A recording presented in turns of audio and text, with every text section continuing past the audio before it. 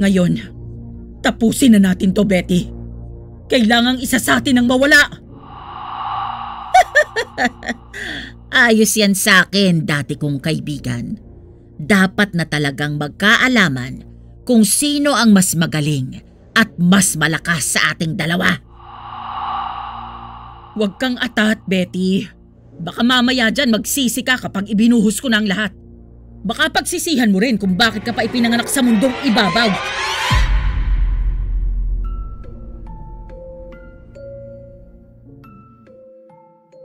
Magandang buhay sa lahat. Bago ko simulan ang kwento, ay nais ko munang batiin ang lahat ng avid listeners ng Ang Maharlika Horror Story. Ang kwentong ibabahagi ko ay patungkol sa naging buhay ko noong hindi pa ako nagbabalik loob sa lipunan. Dati ay isa kong rebelde at commander pa. Kanang kamay ko si Carolan na ngayon ay asawa ko na. At namumuhay na kami ng tahimik bilang simpleng mamamayan ng bansa. Para mas maliwanagan kayo, ay samahan ninyo ako at pakinggan ang kwentong ibabahagi ko. Ako nga pala si Kaigma at ito ang kwentong kababalaghan ko. Sumusobra na talaga ang kabeti na yan. Hindi na siya naawa sa mga tao. Masyado niya nang idinidiin sa kasalanang sila naman ang gumagawa. Kaya kailangan lang natapusin na natin ang kasamaan nila. Huminahon ka, Kaigma. Huwag kang padadala sa iyong emosyon. Isa pa, paano natin sila hahanapin? Wala naman silang ginagawang permanenteng kuta. Yun na nga ang masama eh. Masyado silang magaling sa pagtatago. Matatapang lang sila kapag mga taong walang kakayahang ipagtanggol ang kanilang mga sarili ang kaharap nila. Hindi naman tayo makakakilos ng malaya dahil sa atin galit ang mga residente. Ang pagkakaalam kasi nila, tayo ang may kagagawan ng mga karumal-dumal na krimen. Kaya sa atin lahat nabunto ng sisi. Yan nga ang isang malaking problema natin eh. Masyadong magaling ang kabeti na yun na gumawa ng kasinungalingan para tayo ang maparatangan at magmukhang masama. Humanda sa akin ang kabeti na yan kapag nagkaharap kami. Hindi ako papayag na isa sa amin ay hindi titimbwang sa lupa nang wala ng buhay.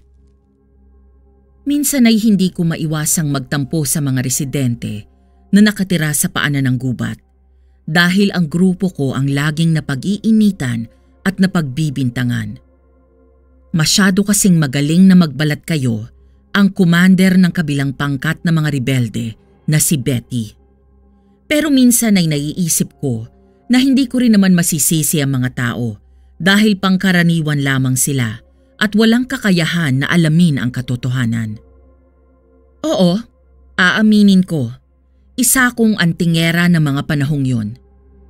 Taglay ko ang anting-anting na nakuha ko noon sa pugad ng isang ibong ligaw. Aksidenteng nahulog ito mula sa puno ng niyog at doon ay may nakalagay na hugis itlog na kulay itim pero may presensyang nanghihikayat para damputin ito. Kung hindi ako nagkakamali, isang uwak ang ibong yon, pero hindi pangkaraniwan ang laki. Simula nang mapasa akin ang itim na itlog ng malaking uwak na hindi nababasag, naramdaman ko na nadagdagan ang aking lakas. Dahil sa kuryosidad, ay lumapit ako sa isang babaylan upang ipatingin ang napulot kong bagay. Dito ko natuklasan na isa yung anting-anting. Pero hindi matukoy ng babaylan na yon kung saan ito nagmula. Sapagkat ayon pa dito ay may humaharang daw na itim na aura para malaman ang tunay nitong pinagmulan. Sa mga panahong yon ay hindi ko pa alam kung paano ito gamitin ng tama. Kung paano palabasin ang kakayahan nito at kung paano pasanibin sa aking sistema ang buo nitong lakas. Halos ilang buwan din ang nakalipas na pinag-ensayuhan ko ito kung papaano gamitin. Hanggang sa dumating ang araw na kayang-kaya ko na itong kontrolin. At heto na nga, taglay ko na ang anting-anting na may kakayahang magbigay ng liksi sa paggalaw. Tumalas ang pandinig, umakyat sa matataas ng walang kahirap-hirap. Tumalas ang paningin at higit sa lahat, lumundag ng mataas. Pero saka ko lamang ito nagagamit kapag gabi. Kapag umaga naman ay hindi ako ganon kalakas, pero may ibubuga pa rin naman kapag simpleng tao lamang ang aking kaharap. Carolan, kumuha ka ng ilan sa mga tauhan natin. Magmanman kayo sa gubat. Pag-aralan niyo ang sitwasyon at sikapin yung makakuha ng impormasyon kung saan nagtatago ang pangkat ni Kabeti. Masusunod, Commander. Oh, mga kasama. Sumama ang ilan sa akin. Magro-ronda tayo sa gubat. Talasan ninyo ang inyong mga mata, ha? Alam niyo naman na hindi basta-basta ang ating mga kalaban. Tara na! Pagkaalis ng pangkat ni Carolan, ay ako naman ang gumawa ng isang grupo. Karamihan sa kinuha ko ay pawang mga kababaihan, pero kagaya ko, batak rin sa labanan. Sa kabilang banda ng gubat naman kami nagpunta. Oh, kayong mga natitira dito, bantayan ang kuta natin. Talasan niyo ang mga mata at pakiramdam ninyo. Huwag kayong patulog-tulog. Pagkatapos sumagot ng magalang ng mga ito, ay saka kami umalis. Pagpasok namin sa gubat ay talaga namang maingat ang aming bawat galaw. Tahimik naman ang paligid at walang badya ng panganib, pero nakahanda pa rin ang aming mga kargada. Sa may hindi kalayuan ay bigla na lamang nabulabog sa mga sanga ng puno ang mga nakadapong ibon. Tila ba may kinatatakutan ang mga ito, dahilan para magsiliparan silang lahat. Shh! Dito muna tayo. Mukhang may paparating mula sa direksyong yon, kung saan nabulabog ang pamamahinga ng mga ibon. Mga kasama, alisto kayo ha? Walang magpapabaya! Dahan-dahan kaming yumuko sa aming kinatatayuan at itinuon ang aming konsentrasyon sa paligid. Maya-maya pa ay may yabag na mga hindi namin matukoy kung tao nga ba o nilalang ang paparating. Nang malapit na ang mga ito sa aming pinagkukublian, ay mabilis kaming tumayo, saka tinutukan sila ng baril. Ganon din ang ginawa nila sa amin. Anak nang! Kayo lang pala, Carolan? Bakit kayo nagawi sa bandang to? Ay, kabuntikan pang. Tayo-tayo na lang din ang nagpatayan na. Nagawi kami rito dahil sa mga nagliliparang ibon eh. Ang akala namin, may mga kalabang nagawi rito.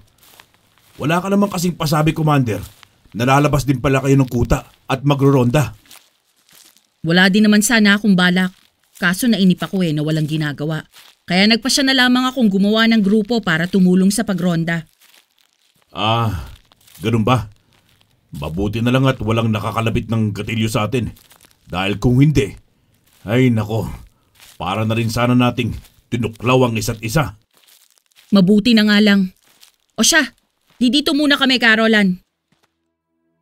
Sabay turo ko sa kaliwang bahagi ng gubat. Dumiretso naman sila sa kanan. Sa muli naming paglalakad ay tila may sumagi sa aking pandama na kakaibang enerhiya. Malakas ito, pero may kaakibat na kasamaan. Nagpalinga-linga ako sa paligid, pero pagkaraan ng ilang segundo ay nawala na ang mga ito. Hindi lang iisa, dadalawa o tatatlo yun. Kung hindi, marami sila. Dahil sa hindi ko nga lang din maramdaman ang mga ito, ipinagkibit balikat ko na lang, saka nagpatuloy sa pagroronda. Makaraan ng ilang minutong paglalakad, ay bigla na lamang kaming nakarinig ng mga putok ng baril. Halos hindi namin marinig ang mga yon, kung hindi sana namin pinagtuunan ng pansin, kaya sigurado kaming may kalayuan ang pinangyayarihan ng labanan. Nasa bandang kanan namin yon, kaya may posibilidad na sina Carolan ang napapalaban. Mga kasama, sana'y hindi tama ang kutob ko. Pero kung sakali mang totoo, ipagdasal natin ang pangkat ni Carolan na sana magtagumpay sila sa kinahaharap nilang laban. Halika na, baka kailangan nila ng tulong. Nagmamadali naming tinahak ang direksyon papunta roon. Halos tumakbo na kaming lahat sa kamamadali. Habang tumatagal ay mas lalong lumalakas naman ang mga putok ng baril na aming naririnig. Halos ilang metro na lamang ang distansya namin sa lugar nang biglang tumahimik. Kinutuban ako ng masama, kaya inutusan ko ang mga tauhan ko na magsikalat sa lugar. Pagdating namin doon, ay nagimbal kami sa aming mga nakita. Nagkalat ang mga bangkay ng aming mga kasamahan na duguan at ang nagpatindig sa aming mga balahibo ay wakwak ang tiyan ng mga ito at nawawala ang mga laman loob. Muli kong inutusan ang mga nooy nanginginig na aking mga tauhan upang hanapin si Carolan kung isa ba ito sa mga nasawi sa labanang naganap, pero hindi nila ito mahagilap. Sigurado kayo? Hindi pwedeng wala siya sa mga ito. Nandito ang kanyang mga kasamahang umalis kaya nandito din siya. Hanapin niyo pa dyan sa mga tabi-tabi. Baka nandyan lang siya. Nagtatago dahil sa takot o naghihingalo. Baka kailangan niya ng panlunas. Ayokong isipin na napahamak na si Carolan.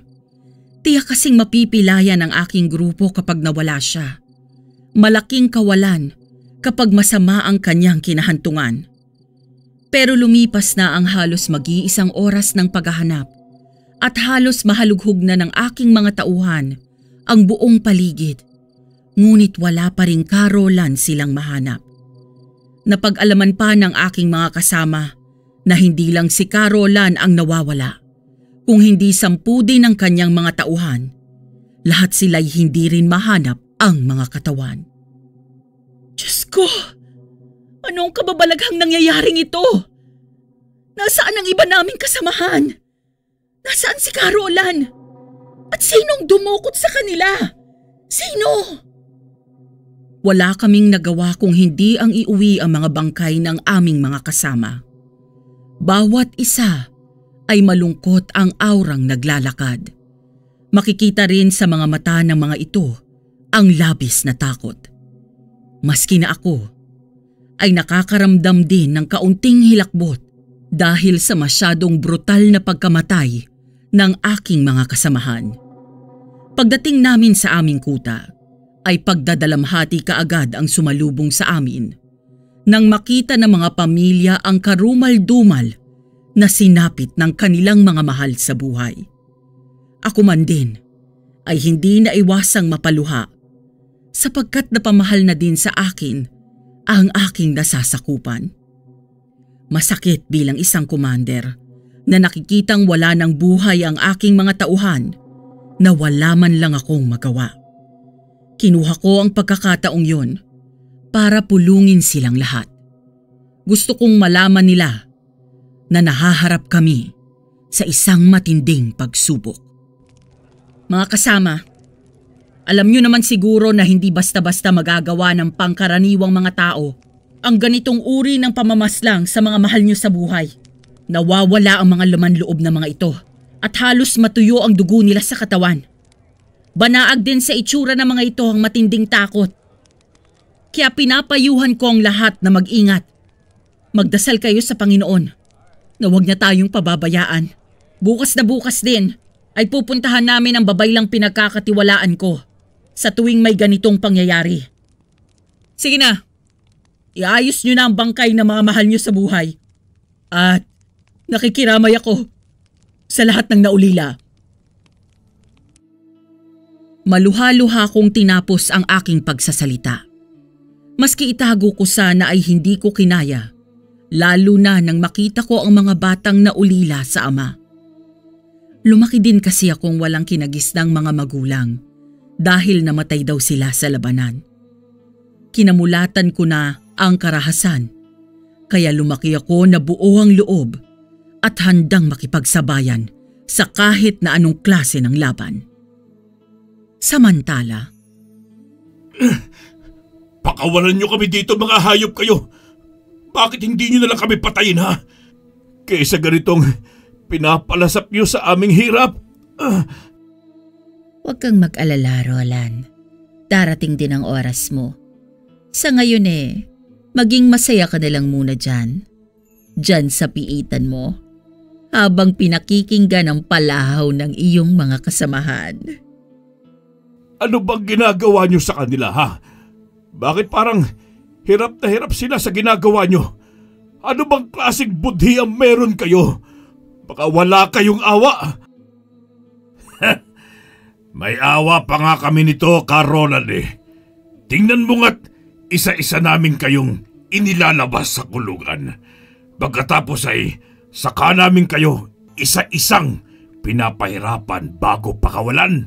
Oh, hindi ba ang bait namin? Hindi ako naniniwala na pinapatakas niyo ang aking mga kasama. Alam ko na may kababuyan kayong ginagawa. Karmahin sana kayo ng Diyos! Hindi magagawa ng Diyos mo sa amin yan dahil mas malakas at mas makapangyarihan ang Diyos namin. Noong hiningi ko sa kanya ang tunay na kapangyarihan, ibinigay niya kaagad. Ang Diyos mo, may magagawa ba para tulungan ka dyan sa kulungan mo? Wala, hindi ba? Kaya huwag ka nang umasa dyan dahil sasapitin mo rin ang sinapit na mga kasamahan mo, ang maging alay.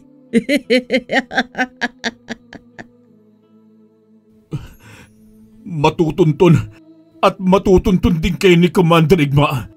Tinitiyak ko yan at kapag nangyari yon, katapusan yun ng lahat. Hihintayin ko ang oras na yon, Carolan. At kapag nangyari na yon, sa harapan mo mismo ko kikitlin ang buhay ng kaigma na yan. Kinabukasan ay kaagad kaming naghanda ng iilan sa aking mga tauhan na babae upang magpunta sa lugar ng babaylan. Mahigit 1 oras din ang aming lalakarin. Nasa gilid kasi ng bundok ito nakatira. Mag-isa lang at wala ni isang kapitbahay. Pagdating namin doon ay kaagad kaming sinalubong ng babaylang matanda.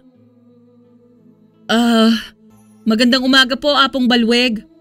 Marahil ay alam nyo na siguro kung anong sadya namin sa inyo. Sana po'y matulungan mo kami sa aming malaking katanungan. Tumango lamang ang matandang lalaking babaylan, saka muling pumasok sa kanyang kubo. Paglabas ay may dala na itong isang itim na papel at gaserang may sindi. Itinaas niya ang mga ito, saka umusal ng tila isang dasal o kaya naman isang orasyon bago niya sinunog ang itim na papel. Nang maging abo ito, inilagay niya lahat yon sa magkabilaan niyang mga palad. Dinurog niya ang abo ng papel, saka niya pinalipad sa hangin. Pagkatapos niyang gawin yon, ay pumikit muna ito. Nang muling dumilat, ay seryoso na siyang tumingin sa akin ng makahulugan. Marahan niya akong nilapitan, saka nagsalita. Nahaharap ka sa matinding pagsubok, Ineng. Kailangan mo itong paghandaan, alang-alang sa kapakanan ng sanlibutan. Ikaw ang magmimistulang rebelde na tagapagligtas ng sangkatauhan. Ang inyong mga makakaharap ay hindi mga ordinaryo, kung hindi mga aswang. Dagdag pa ng babaylan na kapag pumasok na sa buong diwa ko ang tiwala ng aking tangan na anting-anting, ay isipin ko pa rin ang magpakabuti. Marami pa siyang sinabi sa akin na talaga namang itinatak ko sa aking isipan. Maraming salamat po, Apong Balweg. Huwag po kayong mag-alala dahil lahat ng bili ninyo ay aking itatatak sa isipan ko. Sana'y hindi po kayo magsawang tulungan ako at gabayan sa mga sitwasyong ganito. Aalis na po muna kami. Maraming salamat po uli, Apong Balweg. Bago pa kami umalis, ay umusal pa ng isang dasal si Apo Balweg habang nakataas ang dalawa niyang kamay. Kahit na papaano ay may maitutulong din daw ito sa aming paglalakbay. Malugod naman namin yung tinanggap at saka pa lamang kami tuluyang umalis. Sa aming mga nalaman ay mas lalo kaming nagdoble ingat ng aking mga kasamahan Naging alerto sa lahat ng oras, lalo na ngayong alam na namin na ang aming mga kalaban ay hindi na basta mga masasamang rebelde, kung hindi mga aswang na kumakain ng karne at laman loob naming mga tao. Ligtas naman kaming nakauwi sa aming kuta. Sinabihan ko na lamang ang mga sumama sa akin na sila na ang magsabi sa lahat ng aming mga nalamang impormasyon.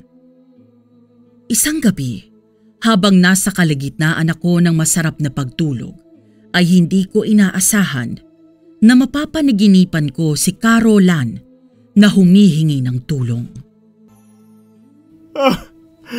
Maawa kayo sa kanila! Huwag niyo silang babuyin! Maawa kayo! Patayin niyo na lang kami kaysa sa ganito! Wag! Mga sigaw ni Carolan na naririnig ko habang pinipigilan niya ang pagkuha sa isa sa aming mga kasamahan.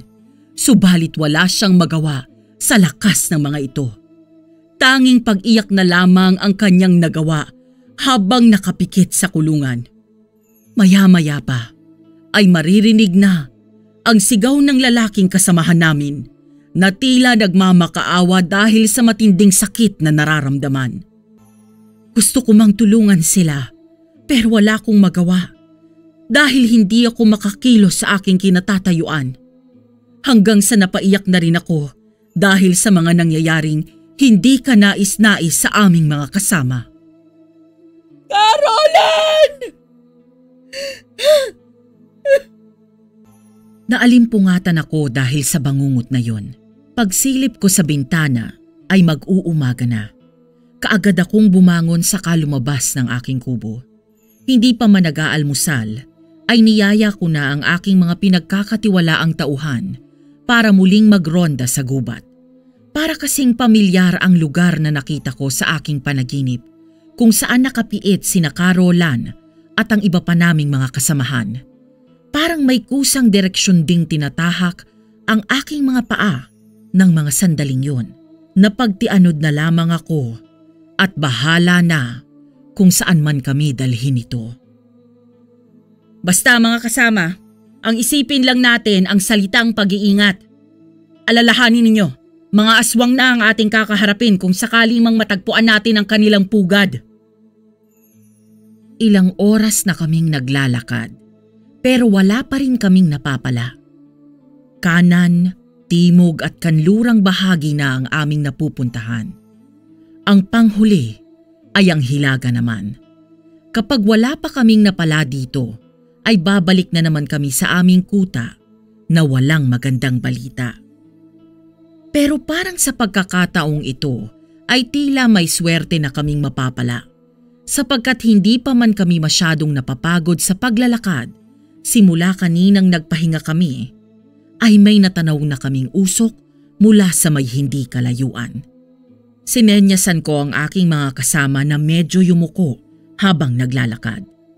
Nang kaunting distansya na lamang ang aming pagitan doon, ay pinaghanda ko silang lahat na lagyan ng balang pampasabog ang kanilang mga armas kahit pa ang iba ay mababa ang kalidad ng baril.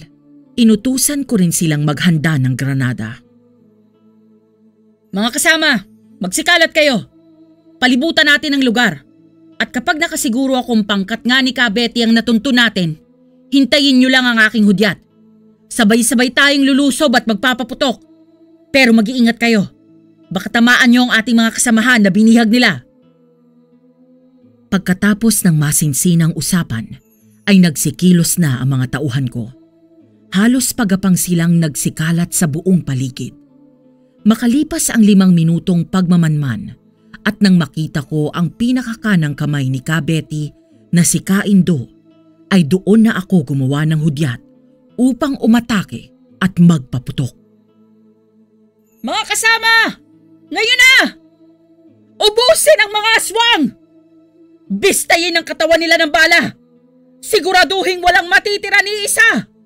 Sugod! Umalingaw-ngaw ang mga putok ng aming mga baril sa buong paligid. Buong tapang naming kinalaban ang mga aswang na naroroon. Hindi kami nag-aksaya ng bala. Bawat pinapakawalan namin ay siguradong tumatama sa mga kalaban. Praktisado na kasi kaming lahat sa paggamit ng gatilyo. Sa labis na pagkagulat ay hindi nakapaghanda ang pangkat ng mga aswang.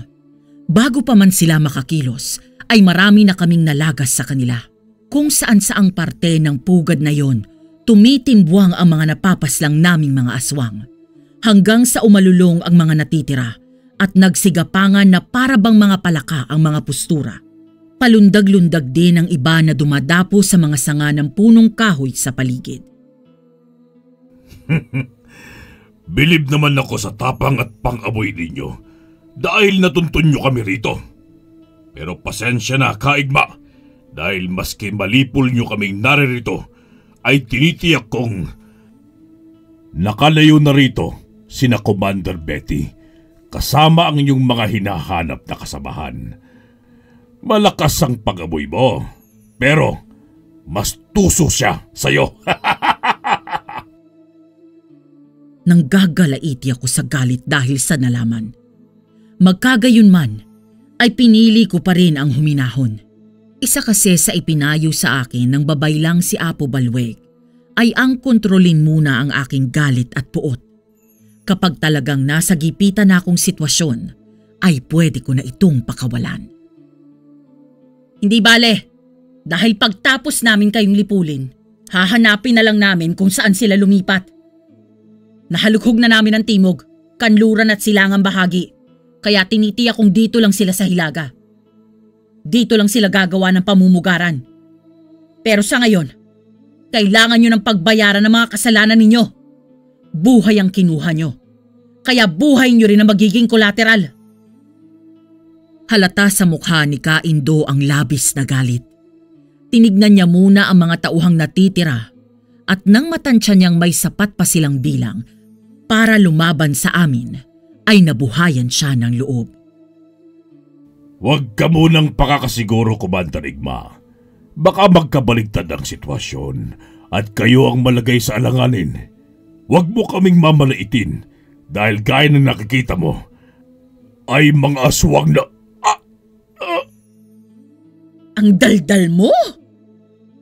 Binaril ko sa noo si Kaindo nang marindi ako sa mga sinasabi niya. Nang humandusay ang katawan nito sa lupa, ay saka namin pinaulan ng muli ng mga bala ang natitirang mga aswang. Bawat punong kahoy na kanilang pinagtataguan ay aming pinapasabog. Nang wala na silang mapagkukublian pa, ay napilitan na silang makipagsabayan sa amin. Dahil sa wala na silang tumatayong leader, ay kanya-kanya na sila ng pag-ataking ginagawa. Dahil doon, hindi na kami nahirapan ng aking mga kasama na tadtarin sila ng bala. Sa kabutihang palad, ay naubos namin ang mga aswang na walang nababawas sa amin o maski nasusugatan man lang. Halugugin ang buong paligid. Kapag may napansin kayong aswang na buhay pa, huwag kayong magdadalawang isip na barilin sa ulo. Sige na, gawin nyo na ang trabaho nyo. Hindi nga ako nagkamali dahil may mga aswang pa na mga buhay at hindi napupuruhan. Pero mga baldado na, walang awa silang pinatatamaan ng bala sa noo ng mga kasamahan ko. Kahit pa karamihan ay babae ang aking mga isinama, lahat naman sila ay buo ang loob at handang pumatay maski na anong klaseng nilalang, basta masama. Nang makasiguro kaming ubos na talaga ang mga aswang, ay saka namin pinuntahan ang kulungan ng mga bihag na mga ito. Pero ni isa kinakarolan ay wala nang natira. Naglibot-libot pa kami doon hanggang sa matagpuan namin ang mga pamilyar na damit na may bahid ng mga dugo na nasa ilalim ng malaking lamesa. May malapit din doon na malaking gawa at may laman na tubig, pero kulay dugo na rin yun. Sinipa ko ito at doon lumantad ang mga pinagsama-samang laman loob ng mga tao at may mga ulo pa. Ang iba sa amin ay bumaliktad ang sikmura, lalo't pagmamayari ng mga kasama naming bihag nila ang mga ito. Napakalansa at talaga namang mahihintakutan ka kapag napagbaralan mo ang kutang yon ng mga aswang. Pati ang pahabang lamesa ay may bahid pa ng sariwang dugo na nilalangaw na. Nakita niyo naman kung gaano kabrutal pumaslang ang mga aswang. Kaawa-awa ang sinapit ng ating mga kasamahan sa kamay nila. Kaya gawin niyo itong inspirasyon para mas lalong mag-ingat. Sana'y buhay pa si Roland ng mga sandaling ito at hindi pa sila nakakatay ng mga aswang. Halina kayo, bago pa mahuli ang lahat, kailangan na natin silang mahanap. Tumalima ang lahat at sumunod sa akin. Hapon na ng mga oras na yon at umaasa kami na bago sumapit ang gabi ay mahahanap na namin ang lunggang pinaglipatan ni Betty. Hindi naman kami nabigo dahil mula sa hindi kalayuan sa aming kinatatayuan ay narinig namin ang malakas na tunog ng mga tambol na para bang may nangyayaring malaking piging. Gaya ng dati, yumuko kami saka lumapit sa lugar. Nang makalapit kami doon, ay naghanap kami ng magandang mapupwestuhan. Eksakto namang nakahanap kami at mula doon ay tanaw na tanaw namin ang kabuuan ng buong kuta nila. Binilangan ko ang aking mga kasama, saka seryoso ulit silang kinausap. O mga kasama, dating gawi ha, inuulit ko, sikapin natin na ni isa sa atin, walang mangyayaring masama o masaktan. Hintayin niyo lang ang hudyat ko bago kayo gumawa ng pagkilos. Maliwanag ba? Pagkasagot ng mga ito ay nagsigapangan na sila para kumalat. Gaya ng dati, pinalibutan namin ang buong paligid. Nanatili naman kami ng aking ibang mga kasama sa pinagtataguan namin upang magmanman. Si Betty, tumayo mula sa kanyang trono at saka lumapit kay Roland. Dahan-dahan itong pinahaba ang kanyang mga kuko sa daliri at saka inamba sa lieg ng aking pinagkakatiwalaan sa lahat na tauhang si Roland. Tumingin pa ang commander ng mga aswang sa aming direksyon bago nagsalita. Alam kong nasa paligid ka lang, Kaigma. Lumabas ka na dyan. Ilantad mo ang iyong sarili sa amin. O baka naman gusto mong pugutan ko ng ulo itong kanang kamay mo ngayon din mismo. Kaigma! Kung totoo mang nasa paligid kayo at naririnig niyo ako, ay huwag kayong susunod sa kagustuhan nila. Mas mahalaga ang buhay ng nakararami kaysa sa sarili kong buhay. Masaya ako magsasakripisyo alang-alang sa sanlibutan na maaaring sakupin ng mga halimaw na aswang ng mga ito. Basta ipangako lang ninyo na magkakaroon ng kabuluhan ng aking kamatayan. Tumahimik ang pakailamero ka! Gamit ang hintuturo ay sinaksak ni Betty ang kaliwang balikat ni Roland. Humiyaw naman ito dahil sa labis na sakit na nararamdaman. Pero mas nag-alala ko sa sumunod na ginawa ng dati kong kaibigan nang inangat nito ng kanyang isang kamay na balak nang tapusin ang buhay ni Roland. Sandali lang! Itigil mo yan, Betty! Sa pangunguna ko ay lumabas kami ng aking mga tauhan na nasa aking likuran. Tumawa naman si Betty at nagsialulungan ang lahat ng kanyang mga alagad. Habang humahalakhak ay marahan itong naglakad papalapit sa amin. Sinasabi ko na nga bang ikaw yan? Kumusta na? Dati kong matalik na kaibigan. Hindi mo ba ako na-miss? Wika niya na may halong nakakalokong ngiti. Dumura muna ako sa lupa, saka sumagot. Simula nang tinalikuran mo kaming mga kasama mo. Simula nang pinagtangkaan mo ang buhay ko. Simula nang ibaon mo sa limot ang mga masasayang alaala. At simula nang ibinenta mo sa impyerno ang kaluluwa mo, itinuring na kitang patay, Betty. Wala akong kaibigang aswang at demonyo. Mas gugustuhin ko pang makita kang bangkay kaysa makita kitang isang aswang. Shhh! Kalma lang, Igma. Hindi mangyayari yan dahil sa pagkakataong ito. Hindi mo na ako kaya. Talaga lang Alalahanin mo, Betty. Nagsisimula pa lamang ako noon na mag-ensayo upang gamitin ang aking anting-anting. Ngayon pa kaya nakabisado ko na itong gamitin? Kaya huwag kang umasa, Betty. Baka lamunin mo lahat ng mga sinasabi mo. Alalahanin mo, Igma, na nung mga panahong yon, hindi ko pa naisasanla sa impyernong kaluluwa ko. Hindi pa ganun kalakas ang anting-anting ko. Pero ngayon, hindi mo na ako magagawang talunin pa. Dahil isa na akong aswang. Aswang na bangkilan! Kami naman ay nananalig sa kabutihan. Kaya hindi mo kami matatalo. Tandaan niyo yung lahat, mga salot kayong aswang kayo! Aba. Matapang ka rin talaga. Pero sige lang, ilabas mo ang lahat ng tapang mo. Total, wala naman kayong binatbat sa mga alagad ko. Dahil puro sila aswang na nanggaling sa aking pangyayanggaw. At kayo'y pangkaraniwang tao lamang na nagmimistulan naming masarap na pagkain. Tignan natin kung sinong titimbwang sa lupa, Betty. Mga kasama, ngayon na! Nanlaki ang mga mata ni Ka Betty nang mula sa likuran nila ay pinaulan ng aking mga kasama ang kanilang mga bala. Gaya ng naunang pangkat na pinamunuan ni Ka Indo, ay hindi sila kaagad na nakapaghanda sa amin. Kaagad na nabuwal sa lupa ang kalahati ng kanilang bilang. Pinasabog din ng mga kasama kong may mga malalakas na dala na kargada ang buong kubo doon. Lahat naman ang nagtatangkang lumapit sa mga kasama naming rebelde na may tangkang paslangin sila ay kaagad na nabubuwal sa lupa. Si Betty naman ay hindi hinayaan ng aking mga nakatagong kasamahan na makalapit kila Roland dahil gamit ang mga bala, itinataboy nila ang commander ng mga aswang palayo roon hanggang sa tuluyan ng nag-cruise ang aming landas nang kami na lamang dalawa. Ngayon, tapusin na natin to, Betty. Kailangang isa sa atin ang mawala. Ayos yan sa akin, dati kong kaibigan. Dapat na talagang magkaalaman kung sino ang mas magaling at mas malakas sa ating dalawa.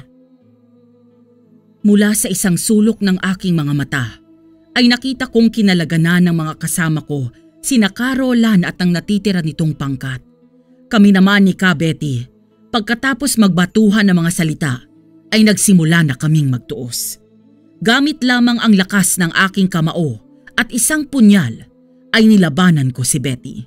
Gamit naman niyang pandepensa at pang-atake ay ang mahahaba niyang kuko at makamandag niyang mga pangil. Nagagawa kong ilagan ang kanyang mga kuko dahil pawasiwas niya ito kung bitawan.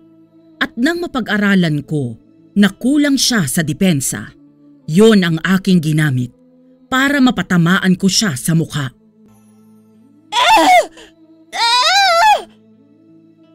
Sigaw niya na halatang ininda ang kamao ko. Dahil doon ay mas lalo akong ginanahan. Nagagawa ko rin siyang mapasubsob sa lupa. Pero kaagad din siyang nakakabawi ng lakas saka bumabalik sa pag-atake sa akin. Maya-maya pa ay tumawa siya ng malakas saka niya ko sinabihan. Huwag kang atat, Betty. Baka mamaya dyan magsisi ka kapag ibinuhos ko na ang lahat. Baka pagsisihan mo rin kung bakit ka pa ipinanganak sa mundong ibabaw. Para bang binging nagpatuloy sa pag-atake si Betty laban sa akin. Hindi naman ako nagpabaya. Lagi ko pa rin siyang pinatatamaan sa mukha. Pero lingid sa aking kaalaman na ginagamit na pala niya yon bilang isang patibong para mahulog ako sa kanyang pitag. Ano, Igma? Anong... Sigaw ko na halos pumigtas ng mga ugat ko sa lalamunan dahil sa matinding sakit nang yakapin ni Betty ang braso ko. Sa kanya ito kinalmot ng may kalaliman. Pagdating niya sa kamay ko, ay walang kahirap-hirap niya itong nilaslas saka pinutol. Kitang-kita ko kung paano niya ito lantakan. Hindi pa siya nakontento. At mula sa aking siko sa kamay na duguan, ito'y binali niya. Lumagutok pa yon. Kaya mas lalong nagdulot sa akin ng iba yung sakit. Kaagad na naubos ang lakas ko at nabuwal ako sa lupa. Doon ko naisip ang mga katagang sinabi sa akin ni Apong Balweg. Kapag pumasok na sa buong diwa mo ang tiwala ng iyong tangan na anting-anting, ay isipin mo pa rin ang magpakabuti. Sa sobrang hirap na dinaranas ko ng mga sandaling yun, ito na lang ang tanging paraang naiisip ko upang makaligtas. Ipinikit ko ang aking mga mata sa kataimtim na kinausap sa aking isipan ang anting-anting ko. Anting-anting, ikaw nang bahala. Ipinagkakatiwala ko sa iyong lahat. Gawin mo na ang nararapat at sana huwag mo kong biguin. Taus-puso ko nang ibinibigay sa iyong katawan ko. Hinding-hindi ko ito pagsisisihan. Pangako! Pagkatapos kong masabi ang mga katagang yon, ay naglabas ng kakaibang liwanag ang aking anting-anting. Pinaghalong itim at puting aura ang bumalot dito. Natigilan naman si Ka Betty sa paglantak sa aking braso dahil sa kakaibang nangyayari. Kusang kumalas ng hugis itlog na kulay itim na anting-anting sa laylayan nitong ginawa ko saka umangat sa ere. Kusa namang nagbukas ang aking bibig na para bang alam ko na ang susunod na mangyayari. Hindi nga ako nagkamali dahil marahang lumipad ang anting-anting papunta sa bibig ko saka dumiretso sa aking lalamunan papasok sa aking kaibuturan. Napasigaw ako ng malakas dahil ramdam ko ang paghapdi ng aking lalamunan at maya-maya pa ay magkakahalong pakiramdam na ang aking naramdaman. Sa muling pagmulat ng aking mga mata ay nakita ko si Betty na hindi makakilos at banaag sa kanyang muka ang laking pagkagulat. Lalo pa siyang nahintakutan nang maghilom ang aking mga sugat at tumubo ang naputol kong kamay. Pagkain! Pagkain! Wika ko habang matalas na nakatingin sa dati kong kaibigan. Napalunok naman ito ng laway pero kaagad ding umatake. Parang slow-mo lang para sa akin ang bawat pagkilos ni Betty. Kaya lahat ng atake niya ay nagawa kong ilagan. Nang madakma ko ang kanyang dalawang kamay, ay mabilis ko siyang hinila, saka niyakap ng mahigpit. Habang nagpupumiglas siya, ay sinakmal ko ang kanan niyang balikat. Sigaw niya nang namimilipit ito sa sakit. Ninasab ko naman na sarap ang kagat sa kapiraso niyang laman, bago masayang nilunok yun. Pagkatapos, isinunod ko ang kanyang kaliwang balikat. Mas lumakas ang palahaw ni Betty dahil sa dumoble ang kirot na dumadaloy sa kanyang sistema. Pagkain! Pagkain! Nakakaadik ang ibayong sarap ni Betty at habang sumasaya dito sa aking lalamunan ay tila ba mas nadaragdagan pa ang aking lakas. Nang tuluyan na siyang manghina, kinuha ko ang kanyang isang kamay saka nilantakan isa-isa ang kanyang mga daliri. Magpumiglas man siya ay hindi niya na matatakasan ang magiging kapalaran niya na maging isang masarap na hapunan para sa akin. Dahil sa hindi pa rin ako nakontento, isinunod kong tapyasin ang tenga ni Betty. Kinagat ang ilong, saka dinukot ang mga mata at kinain na parang candy. Pero kulang na kulang pa rin. Kaya isinunod kong pinagdiskitahan ang kanyang tiyan. Yon ang huling salita ni Betty. Bago ito tuluyang na maalam, nang iahon ko mula sa biniyak kong tiyan niya, saka isa-isang tinikman. Doon lang ako nakontento dahil sa mas lalong iba yung sarap ang natikman kong pagkain. Natigil lang ang aking masarap na hapunan nang marinig ko ang pagduwal ng aking mga kasamahan. Pero sa mga oras na yon ay hindi ko sila kilala. Lumapat muli ang malaki kong ngiti sa labi habang isa-isa ko silang tinitignan. Dala ng takot ay napaatras sila sa akin. Wala silang ibang nagawa kung hindi ang tutukan ako ng baril. Pero hindi ako nagpatinag. Ipinagpatuloy ko pa rin ang paglapit sa kanila hanggang sa isang boses ng isang lalaki ang aking narinig at nagpatigil sa aking ginagawa. Kaigma, gumising ka! Bumalik ka na sa dati! Labanan mo ang lumulukob sa'yo! Hindi ka masama, tandaan mo yan! Ikaw ang commander namin na may magmamalasakit sa kapwa. Kaigma, hindi mo na naising may masaktan sa aming mga nasasakupan mo. Mahal na mahal ka namin bilang aming commander. Igma, mahal na mahal kita! Sa isipan ko ay rumihistro ang mga masasaya naming sandali na magkakasama bilang isang pamilya. Nandoon ang pagdadamayan, nagsasayawan, nagkakantahan at nagkukulitan. Unti-unti akong bumalik sa dati kong katauhan bilang isang tao. Dahan-dahang nanlabo ang aking mga mata at mula roon ay wala na akong naalala pa.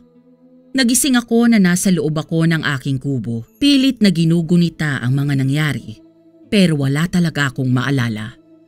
Pagbukas ng pintuan, ay iniluwa nito si Carolan na may dalang isang mangkok.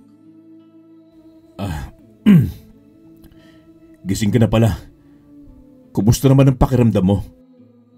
Heto, maliban sa sakit ng ulo maayos naman. Ano bang nangyari? Wala ka ba talagang matandaan? Wala Ang pangkat ni Ka Betty, ano nang lagay nila? Ayun, nalipol naming lahat ang mga tauhan niya. At siya naman ay patay na. Pinatay mo siya. Pinatay? Pero sa papanong paraan naman? Kaigma, niluray-luray mo siya na parang hayop. Kinain mo ang iba niyang parte at lamang loob. Sa mga sandaling yun ay nakakatakot ang iyong presensya. Napakabangis at napakalakas. Hindi kaagad ako nakasagot sa ipinagtapat sa akin ni Carolan. Binabasa ko ang kanyang mga mata pero wala akong makitang pagbibiro doon at puro kaseryosohan lamang. Hindi maaaring magpatuloy ang nakakatakot kong pagkatao. Marahil ay dahil sa tangan kong anting-anting ito. Kailangan mabigyan ito ng lunas bago pa ako makapanakit uli ng iba. Tama ka sa desisyon mo, Kaigma. Sa tingin ko'y ang matandang babaylan na si Apong Balweg lamang ang makakatulong sa'yo sa problema mong yan. Eto, humigop ka muna ng sabaw. Ipinagluto ka namin ng tinolang manok na may bunga ng papaya at dahon ng sili. Para naman manumbalik na kaagad ang iyong lakas. Maraming salamat sa inyong pagmamalasakit sa akin. Lalong-lalo na sa'yo, Carolan. Pagtango niya ay inumpisahan ko ng humigop ng sabaw. Nagpaalam na din siyang lalabas na pero hindi na ako sumagot dahil sa gutom. Pagkaubos ko ng isang mangkok na ulam ay muli akong humiga at dahil sa nanghihina pa ay kaagaran akong nakabalik sa pagtulog. Kinabukasan pagkagising ko, naramdaman kong nanunumbalik na ang aking sigla at bumuo ako ng isang grupo para samahan ako kay Apong Balweg. Malugod naman akong pinayagan ni na Carolan at siya pa ang namili na mga sasama sa akin. Mag-iingat kayo sa daan. Ingatan niyo si Commander Igma ha, mga kasama. Hindi ko alam kung bakit, ngunit parang kinikilig ako sa inaasta ni Roland. Pero ipinagkibit balikat ko na lamang yon at tumalikod na. Baka kasi makita nila ang pamumula ng pisngi ko at kantsawan pa ako ng iba naming mga kasamahan. Mga nasa 1 oras din ang aming nilakad bago kami nakarating sa lugar kung saan nakatira si Apong Balweg. Nadatnan namin ang babaylan na abalang nagwawalis ng kanyang bakuran. Pagkakita niya sa amin, ay kaagad niya kaming sinalubong. Alam kong babalik ka sa akin, Kaigma. Nangyari na po ang hindi dapat. Alam niyo na po siguro ang ibig kong sabihin. Hindi po ba, Apong? Ang gusto ko lang sanang malaman, kung may lunas pa ho ito. Masyadong malakas ang lumukob sa iyong espiritu, Kaigma. Mas lalo pa siyang lumakas ng aksidenteng makain ng iyong katawan ang bertud ng pagiging bangkilan ni Kabeti. Mas nagwawala ang kapangyarihang itim sa iyong katawan. Naaabot na sa puntong kahit anong oras niya gustong lumabas ay magagawa niya. Kung patungkol sa lunas naman ng iyong sadya, ay isang sakripisyo ang dapat mong gawin. Dahil sa taglay kong kapangyarihan, nag-aalala ako sa kaligtasan ng aking mga nasasakupan. Kahit anong sakripisyo pa yan, gagawin ko para lamang matiyak kong ligtas ang lahat. Kung ganon, makinig kang mabuti, Kaigma. Ang tangi mo lang kailangang gawin ay bitawan ang iyong propesyon bilang isang commander. Bumaba at lumayo ka na sa kagubatang ito at sikaping huwag nang masangkot sa anumang karahasan at kaguluhan. Linisin mo na ang iyong pagkatao sa pamamagitan ng pagsuko at pagbabalik loob, hindi lang sa lipunan, kung hindi pati na rin sa Diyos. Pumasok ka sa isang reliyon na bukal sa iyong puso't isipan at piliin ang maging simpleng tao lamang. Magpamilya para ang kalahati ng iyong aura ay malipat sa iyong anak hanggang sa ito ay tuluyan ng malusaw. Inuulit ko, malaking sakripisyo ito para sa iyo, kaya kailangan mong mamili. Hindi ko mapigilan ang maluha. Iniisip ko pa lamang na lalayuan ko ang sinumpaan kong tungkulin ay masakit na sa aking kalooban. Lalo pat parang itatakwil ko pa ang pamilyang aking nakagisnan simula nang magkaisip. Pero kapag nanatili naman ako sa kanila, ay baka ako pa ang maging sanhi ng kanilang kapahamakan. Tama si Apong Balweg. Isa itong malaking sakripisyo para sa akin. Kung ito na lamang ang tanging paraan, pag-iisipan ko muna ng mabuti, Apong Balweg. Maraming salamat po sa lahat. Walang anuman, Commander Igma. Heto, kunin mo ang porselas na ito. Makakatulong ang bisa na ito. Huwag mo nang makalabas ang pangalawa mong pagkatao. Salamat po ulit, pero ano nga bang pangalawa kong pagkatao, Apong? Isang malakas na uri ng aswang. Mas mataas pa sa haring aswang na harimudon at bangkilan. Siya ay isang itim na gabunan. Inuulit ko, panandalian lamang ang bisa ng orasyon sa porselas. Hindi ito panghabang buhay, kaya kailangan mong makagawa ng desisyon sa lalong madaling panahon. Naiintindihan ko po, Apong. Sige po, aalis na po kami. Nawa ay gabayan at patnubayan kayo ng Diyos, Commander Igma, at ng iyong mga kasama. Kaagad din kaming umalis pagkatapos naming malaman ang mga impormasyon at makatanggap ng basbas mula sa babaylang matanda. Pagdating sa aming kuta, sinabi ko lahat kay Carol Dan. Lahat ng sinabi sa amin ni Apong Balweg. Pagkatapos kong masabi lahat, ay napasinghal siya ng malalim bago nagsalita. Kung ano man ang magiging pasya mo, sasama ako sa iyo. Hindi kita pwedeng pabayaan. Hindi pwede. Paano kung ang desisyon ko'y lumayo at bumaba ng bundok upang maging simpleng mamamayan na lamang? Paano ang sinimula natin? Paano ang grupo? Sino magiging leader nila? May mga mapagkakatiwalaan naman tayo na siyang namumuno sa kanila. Ang importante nasa tabi mo ako palagi. Bakit ba kailangan mo pa tong gawin? Bakit gano'n na lang ang pagprotekta mo sa akin? Na maski sarili mo kaya mong isugal, alang-alang lang sa akin. Simple lang. Kasi mahal kita. Nagulat ako sa revelasyong yon. Hindi tuloy ako makatingin ng diretso kay Carolan. Pero hinawakan niya ang aking baba, saka pinaharap ulit sa kanya. Mahal mo ko?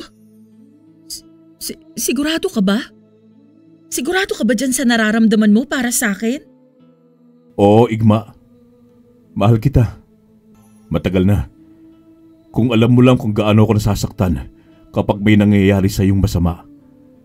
Nag-alangan lang ako magtapat sa iyo noon sapagkat commander kita at ako ang iyong kanang kamay. Pero sa pagkakataong ito, puso ko ang masusunod. Ayokong malayo ka sa akin, kaya sasamahan kita kahit saan. Roland, Hindi ko na siya naawat pa nang hagkan niya ako sa aking labi. Nagpaubaya na lang din ako sapagkat ang totoo kasi, mahal ko din siya. Matagal na rin pero hindi ko lang maamin. Tumagal ang pagdadampi ng aming mga labi ng lagpas 1 minuto. Pumikit pa nga ako para namnamin ang lambot ng pagkakahalik niya sa akin. Naghiwalay kami nang marinig namin ang palakpakan ng aming mga nasasakupan. Bahagya akong nahiya, pero sa huli, naging masaya din ako. Sinabi sa amin ng aming mga tauhan na tinatanggap nila ng taus-puso ang magiging desisyon namin ni Carolan. Mas lalo akong natuwa dahil nagkaroon ng magandang bunga ang pagiging leader ko sa kanila. Natuto silang magpakumbaba at magparaya. Hanggang sa dumating na ang araw, nagagawa na ako ng desisyon ko. Napili kong bumaba ng bundok kasama si Roland. Ang mga kababaihan na lagi kong kasakasama sa laban at paglalakbay ay isa-isa kong niyakap at pinasalamatan. Si Roland naman ay pinasalamatan rin ang mga naging malapit sa kanyang mga kalalakihan. Pumili din kami ng mga papalit sa amin at ang mga ito ay tinanggap naman nilang lahat. Madramang paalamanan sa isa't isa bago kami tuluyang lumabas ng kuta. Pagdating namin sa kabihasnan ni Roland, nanibago kami dahil malayong malayo ang katahimikan ng gubat sa ingay ng syudad. Pero pinilit naming tanggapin yon sa aming sistema hanggang sa lumipas ang mga buwan at nasanay na rin kami. Pumasok kami sa isang relihiyon. Pinagsabay na namin ang pagpapabinyag at pagpapakasal. Sa awa ng Diyos, hindi na muling lumabas pa ang halimaw na nananahan sa aking katawan. Sa ngayon masaya na kami ni Roland na namumuhay ng simple bilang mag-asawa. Medyo may kalakihan din ang naipundar naming piggery at may binabantayan din akong isang mini store. 3 na rin ang aming anak. Wala akong masabi kung gaano kabait si Roland bilang isang padre de pamilya. Pero kung may masasabi man ako, isa lang. Napakaswerte ko na siya ang napangasawa ko. Hanggang dito na lamang po ang kwento ko at sana ay nagustuhan ninyo. Lubos na gumagalang, Kaigma, dating commander ng isang grupo ng mga rebelde sa gubat.